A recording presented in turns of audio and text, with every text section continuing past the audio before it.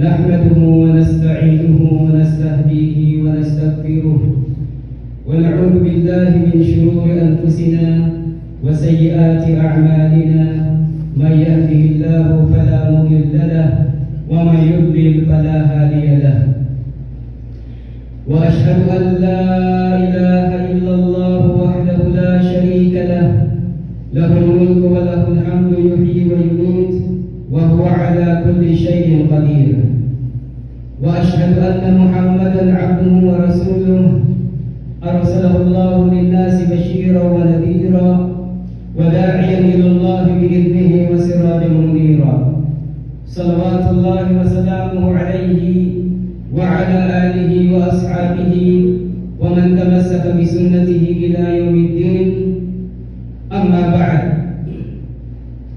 فيا عباد الله أوصيكم ونفسي بتقوى الله تبارك وتعالى فقد فاز المتقون.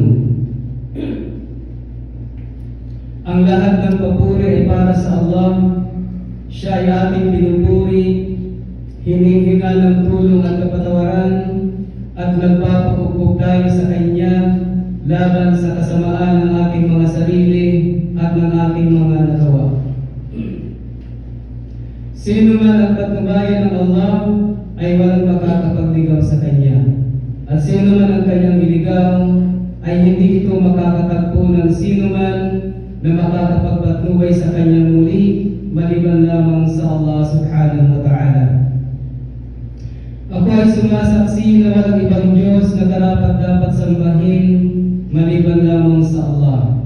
Siya ay nag-iisa at walang katambal. Siya ang may hawak ng buhay at ng kamatayan, at siya ang pinakamakapangyarihan sa lahat. Ako rin ay sumasaksi na si Muhammad sallallahu alaihi wasallam ay kanyang alipin at sugo, na kanyang ipinadala upang maghatid ng magandang balita at magbigay ng babala. Nawa ang kapayapaan at ang pagpapala ng Allah ay maigapat sa Kanya at sa Kanyang pamilya, mga kasamahan, at sa lahat ng sumusunod sa kanila sa tuwing na landas hanggang sa huling araw. Mga minamahal kong mga magulang at mga kapatid sa pananampalatayang Islam, pinapayuhan ko kayo at ang aking sarili ng pagkatakot sa Allah subhanahu wa ta'ala, dahil katotohanan nagtagumpay ang mga may pagkatakot sa Allah subhanahu wa ta'ala. Mga minamahal kong mga magulang at mga kapatid sa pananampalatayang Islam,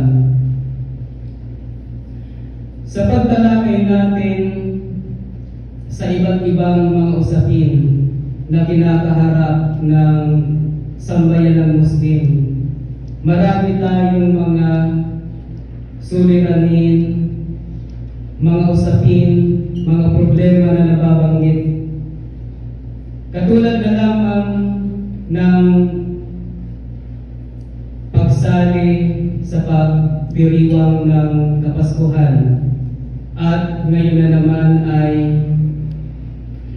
pagdiriwang ng bagong taon ng mga hindi Muslim, na ang ating mga ulama, ang ating mga da'iya, ang ating mga tagaturo ng Islam ay paulit-ulit silang nagpapaalaala sa sambayan ng Muslim na tayo ng mga Muslim ay hindi tayo pwedeng makisali sa ganitong mga selebrasyon. Subalit, nakakalungkot isipin at masaksihan na sa kabila ng napakadaling makarating sa atin ang kaalaman mula sa ating mga masasaligang mga tagaturo ng Islam, ay napakamarami pa rin mga Muslim ang lumalabag sa kanilang mga paalaala. Mga minamahal kong mga magulang at mga kapatid sa pananampalatayang Islam, isa sa mga pangunahing dahilan kung bakit ganyan ang nangyayari sa sambayan ng Muslim ay ang kakulangan sa kaalaman at kakulangan ng pagpapahalaga sa pagkatuto sa mga katuruan ng Islam. Maraming mga Muslim ang hindi nagpapahalaga sa paghingi ng kaalaman, sa paghanap ng kaalaman.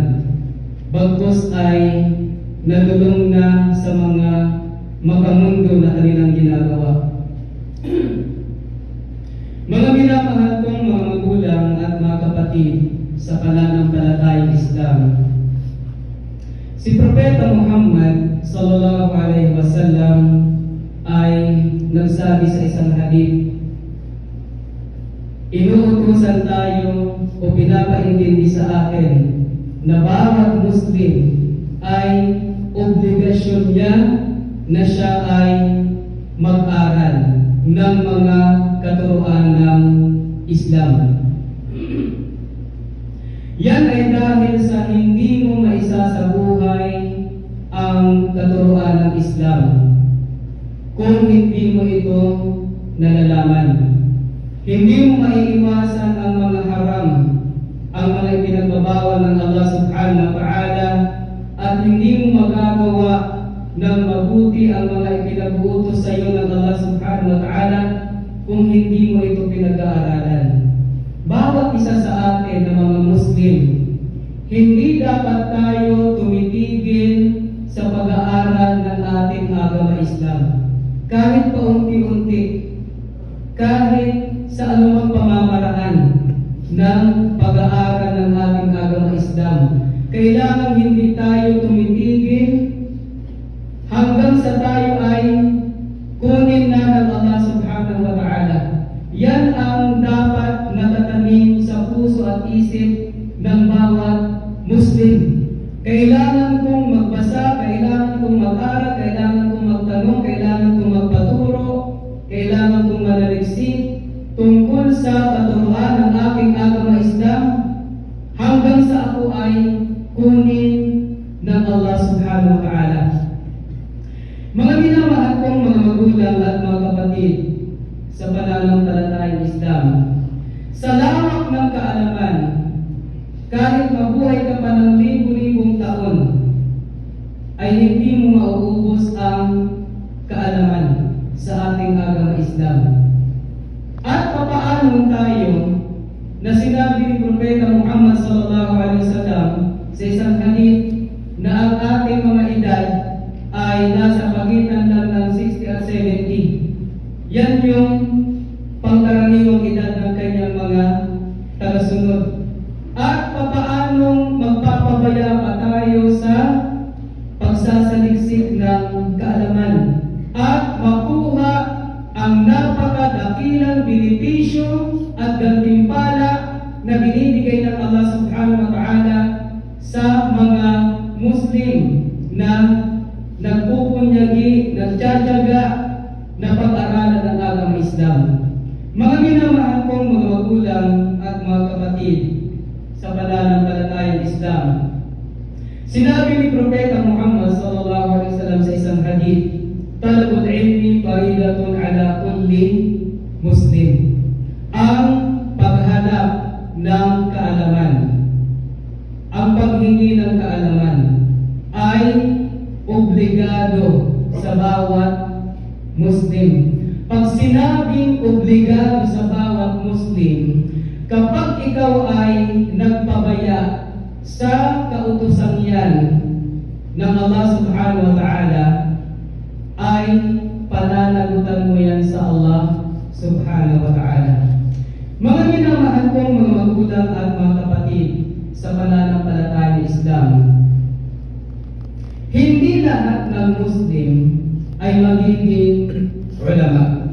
At yan ang katotohanan na nakikita natin sa ating paligid. Subalit, ano ba yung sinasabi ng Rasul sallallahu alaihi wasallam na obligadong mag-aral ang Muslim? Obligado ba na lahat ng Muslim ay maging mga ulama, maging kasing taas ng kaalaman nila Sheikh Uthaymin, nila Sheikh bin Baz, nila Sheikh Islam Ibn Taymiyyah at ng mga tanyag na ulama. Hindi ganun. Bakit? Dahil hindi nga lahat ng Muslim ay mayroong kakayanan na umabot sa ganoong kaalaman. Subalit, ano yung inubliga sa atin ng Allah subhanahu wa ta'ala na ating pag-aralan? Una, mga minamahal kong mga magulang at mga kapatid sa pananampalatayang Islam, dapat nating maintindihan na ang kaalaman ay nahahati sa dalawa. Ang fardu ain at fard kifaya. May mga kaalaman na fardu ain na ito ay, ang aton dito ay fardu ain. Pag sinabing fardu ain, yan yung mga kaalaman na bawat individual sa atin ay obligado niyang pag-aralan ng mga ito. Ang hindi mag-aaral magkakasala. Ano yung mga kaalaman na yun? Yun ay ang mga kaalaman na dapat mong malaman na ang Allah subhanahu wa ta'ala ang nag-iisang Panginoon, na si Propeta Muhammad sallallahu alaihi wasallam ang ating sugo, ang huling propeta ng Allah subhanahu wa ta'ala, na ang Islam ang ating agama na tinatanggap sa atin ng Allah subhanahu wa ta'ala, at ang mga paniniwala na dapat mong paniwalaan bilang Muslim, na kung hindi mo pa paniwalaan, ikaw ay magiging kafir. Tulad ng paniniwala sa mga propeta, sa mga anghel, sa destiny, sa kabilang buhay, sa mga banal na kasulatan ng Allah subhanahu wa ta'ala. Pagdating naman sa usapin ng faith o ng Sharia, mga gawain ng tao, obligadong pag-aralan ng bawat isa sa atin ang mga batas ng mga gawaing pagsamba na gagawin mo na.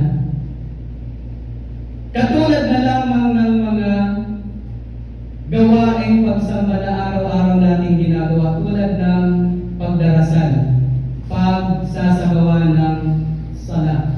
Bawat isa sa atin, obligado niyang pag-aralan ang tungkol sa sala. Bago siya magsala, pag-aralan niya yung sala. Bago siya mag-fasting, pag-aralan niya yung fasting. Kung gusto niyang mag-asawa, pag-aralan niya ang batas ng pag-aasawa. Kung gusto niyang magtinda, magnegosyo, pag-aralan niya ang batas ng Islam tungkol sa pagninegosyo. Dahil obligado sa kanya. Gagawin niya ang bagay na yun, kaya obligado na pag-aralan niya ang batas tungkol sa bagay na yun ang kanyang gagawin.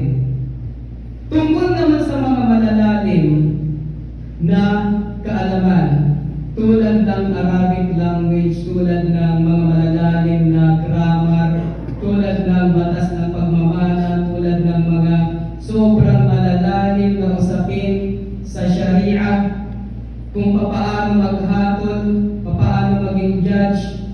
Ang tawag sa mga kaalamang yan ay fard kifaya.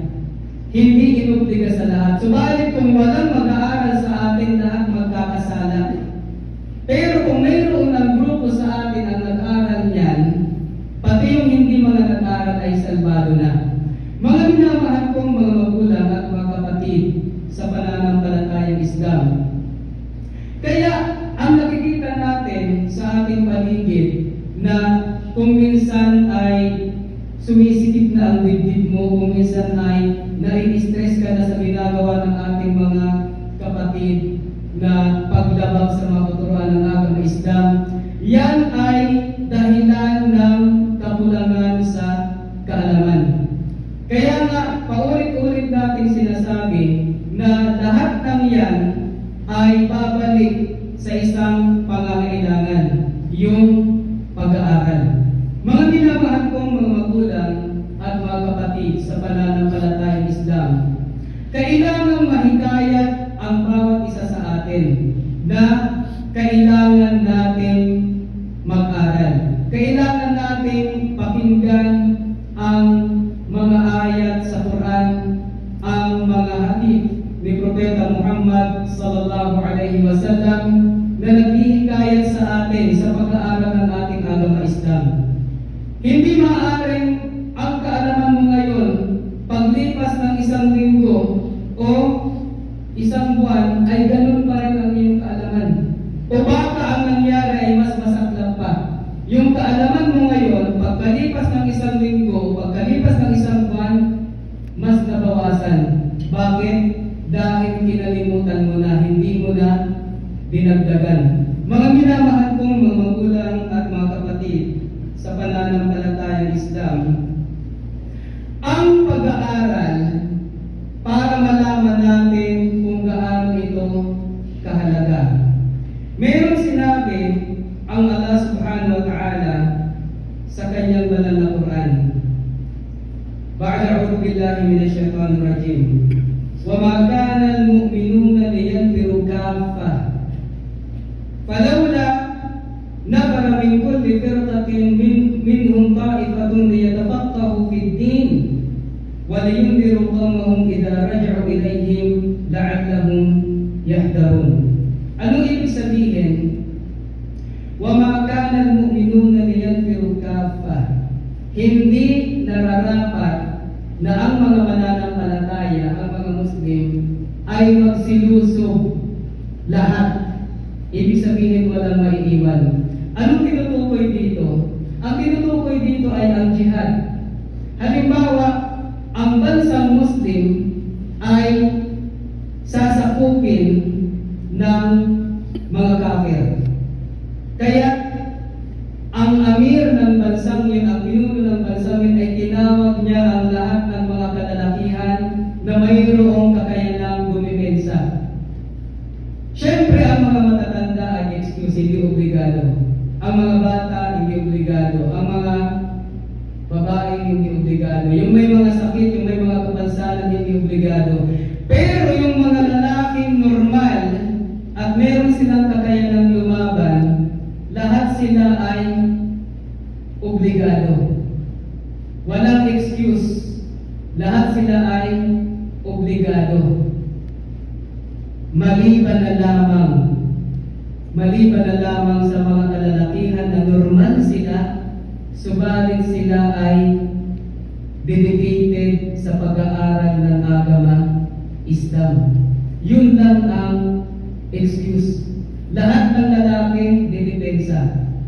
Sabi ng Allah subhanahu wa ta'ala, pero hindi lahat. Wa ma kana al-mu'minuna liyanfiru kaffah. Hindi nararapat na ang mga mananampalataya ay magsilusob ng lahatan, walang maiiwan. Sino yung pwedeng maiwan? Falawla nafara min kulli firqatin. Kung sana ay mayroong grupo, mayroong mga tao sa bawat grupo na liyatafaqahu fid-din, na sila ay magpapakadalubhasa sa kaalaman sa agama. Ibig sabihin, ang pwede lang magpaiwan ay yung mga kalalakihan na bagamat normal sila, subalit sila naman ay magsisipag-aral ng agama Islam. Yun ang dapat. Dapat mayroong maiwan ng mga kalalakihan na magiging mga ulama.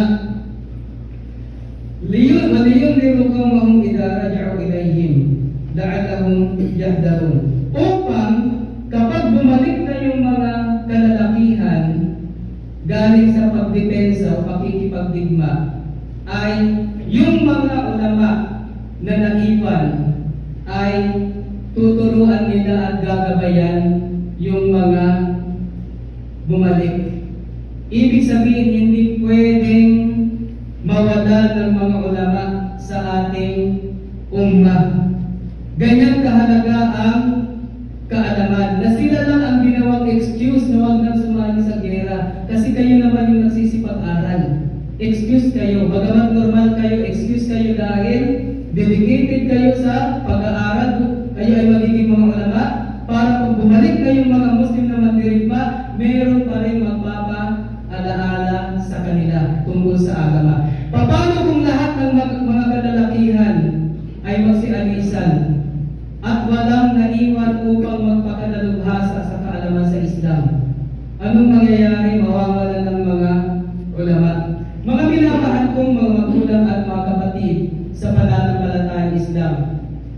Diyan ay maiintindihan natin kung gaano kahalaga ang kaalaman sa Islam. At mayroon pang sinabi si Propeta Muhammad sallallahu alaihi wasallam na ito ay magsilbing panghikayat sa atin upang tayo ay magtiyaga na mag-aral. Sinabi ng Rasul sallallahu alaihi wasallam, "Man salaka tariqan yatlubu fihi ilman."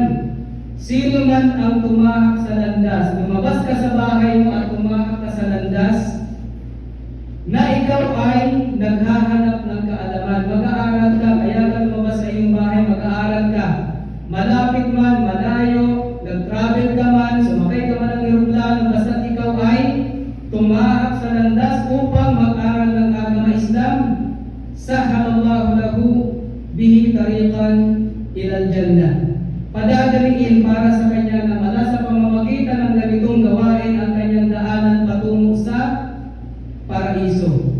Wa innal alima la yastaghfiru lahu man fis samawati wa man fil ard.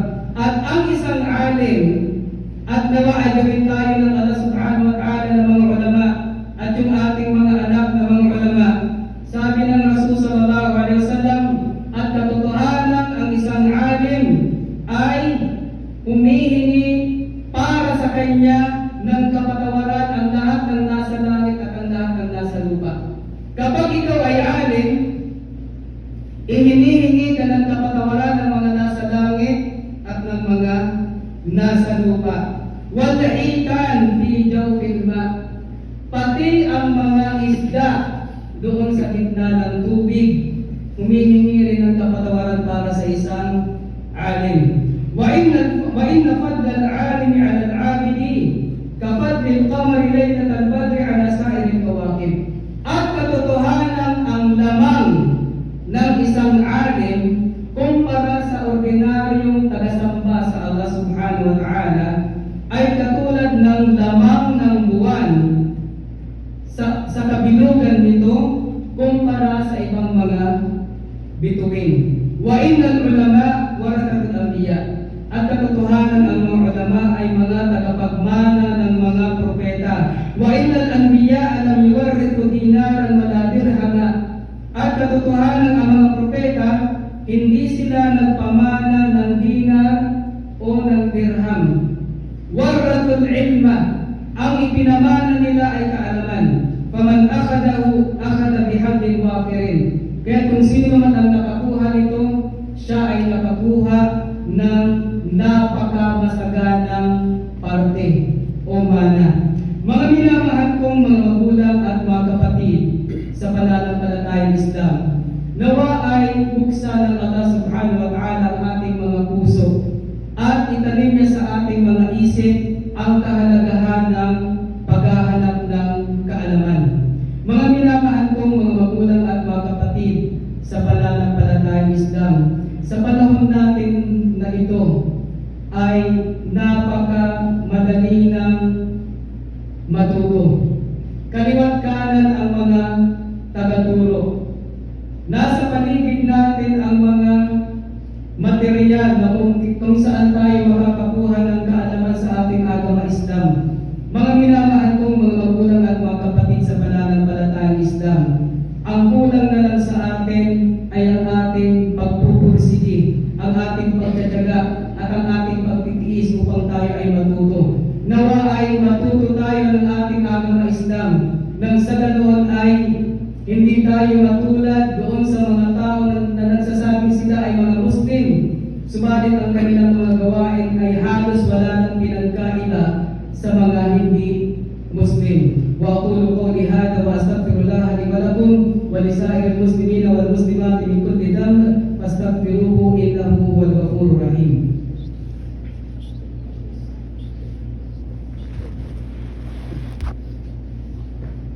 Alhamdulillahi rabbil alamin wa bihi nasta'inu fi umuri dunya wad din wassalatu wassalamu ala asyrafil anbiya'i wal mursalin nabiyyina Muhammadin wa ala alihi wa sahbihi ajma'in.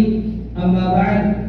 Mga minamahal kong mga magulang at mga kapatid sa pananampalatayang Islam, muli alalahanin natin kung papaano dapat pinakikitunguhan ng isang Muslim ang kaalaman sa agama Islam. Huwag nawa tayong ibilang ng Allah subhanahu wa ta'ala doon sa mga pinabayaan nila ang kaalaman sa agama Islam. Ang isang Muslim nararapat niyang malaman na ang kaalaman sa agama Islam ay una dapat na itong matutunan. Ang kaalaman sa agama Islam ay dapat matutunan ng isang Muslim. Gagawin niya ang lahat ng kanyang makakaya para ito ay kanyang matutunan. Matapos niyang matutunan ang kaalaman sa agama Islam, ito ay kanyang isa sa buhay. Yun ang ikalawa. Dahil ang kaalaman na hindi isinasabuhay ay walang silbi at ito ay magiging ebidensya laban sa iyo sa araw ng paghuhukom. Matapos mo itong maisabuhay, ang ikatlong gagawin mo ay ibahagi mo ito sa iba. Anyayahan mo ang mga tao na isabuhay ang kaalaman na iyon. Ituro mo sa iba at anyayahan mo sila na isabuhay ang kaalaman na iyon. At ang ikaapat ay pagtiisan mo ang kaalaman sa Islam. Sa pag-aaral pa lang ng kaalaman sa Islam, kailangan mo na ang pagtitiis. Dahil kung wala kang pagtitiis, maaaring tumigil ka sa pag-aaral ng kaalaman sa agama Islam. Dahil wala kang pagtitiis. Sa pagsasabuhay ng kaalaman sa Islam, kailangan mong magtiis. Sa pagpaparating ng kaalaman sa Islam sa iba, kailangan mong magtiis. Mga minamahal kong mga magulang at mga kapatid sa pananampalatayang Islam, nawa ay tawfikan tayo ng Allah subhanahu wa ta'ala at nawa ay magkaroon tayo ng matinding pagnanasa sa paghahanap ng kaalaman sa Islam at pagkatuto nito. Nang sa ganun insyaallah ta'ala, ang ating mga sarili ay mailigtas natin sa panganib ng kamangmangan tungkol sa agama Islam at makatulong tayo sa pag-anyaya sa ating mga kapatid sa pananampalatayang Islam na hindi na tama ang ginagawa. At nawa ay biyayaan tayo ng Allah subhanahu wa ta'ala ng ikhlas o tamang intensyon sa ganitong gawain. Ayuhal mu'minun, sallu ala nabiyikumul karim, fa inna Allah amarana bidhalik wa bada'a binafsihi faqal inna Allah wa malaikatahu yusalluna ala nabi ya ayyuhalladhina amanu sallu alaihi wa sallimu taslima. Allahumma salli ala Muhammad wa ala ali Muhammad kama sallaita ala Ibrahim wa ala ali Ibrahim innaka Hamidum Majid. Wa barik ala Muhammad wa ala ali Muhammad kama barakta ala Ibrahim wa ala ali Ibrahim innaka Hamidum Majid. Allahumma ighfir lil mu'minina wal mu'minat wal muslimina wal muslimat al ahya'i minhum wal amwat bi rahmatika ya arhamar rahimin. Allahumma ighfir lana dhunubana innaka antal ghafurur rahim. Allahumma ighfir lana wa liwalidina al muwahhidin. Allahumma ighfir lana wa liwalidina al muwahhidin.